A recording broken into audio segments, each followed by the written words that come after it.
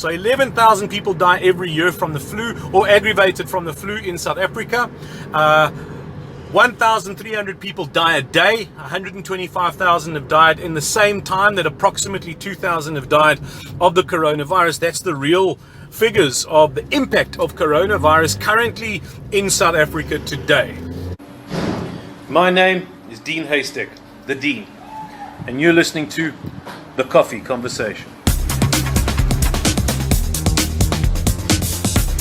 Nobody is allowed to comment officially on the coronavirus numbers in South Africa. I'm not going to speak about the official numbers. I'm going to give you a hypothetical situation as a mathematical formula. Assume 1 million tests have been completed. And assume from 1 million tests, 50,000 people have been confirmed that they have in fact contracted the virus. There you are looking at a stat of 50,000 per million. We've got 60 million people in the country. You can then assume that that sample of 50,000 out of every million can be then scaled to 60 million. So you then would say that you could estimate that there's 3 million people who've actually contracted the virus, and then you relate that figure to the actual death rate, because the death rate is not a projection, it is an indication of people that have been recorded to have died. It's a complete thing. You can't hide death, but the virus can hide. So in that example, with 3 million people having contracted the virus, 2,000 people would be dead. That's the actual death rate. Now bear this in mind. In South Africa, every day, 13,000 people die, minimum. Sometimes up to 16,000, but let's take the minimum.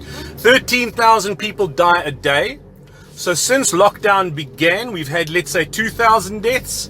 But in total in South Africa, there's been about 125,000 deaths.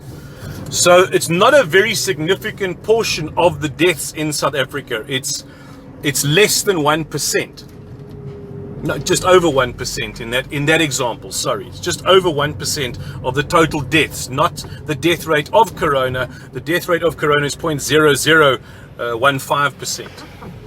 Very, very low. Now consider also that last year alone, 11,000 people died with complications from the flu.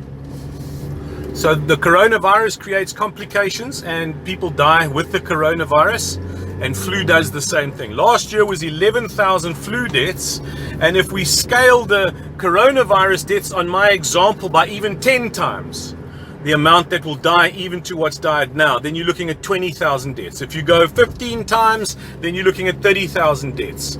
Now, if you go 15 times and you go 3 million people that have contracted, 2,000 have died, and you scale that 15 times, you've also got, out of 45 million people that could contract the virus, we would then anticipate 30,000 people would die. I hope that makes sense. I don't know if 45 million will contract it. That's 3/4 of the population, and we don't know exactly how many are going to ultimately die. But those are the examples. So 11,000 people die every year from the flu or aggravated from the flu in South Africa. 1,300 people die a day. 125,000 have died in the same time that approximately 2,000 have died of the coronavirus. That's the real figures of the impact of coronavirus currently in South Africa today. Hope that helps. My name's Dean Haystack, and I'm just a guy who gives a damn.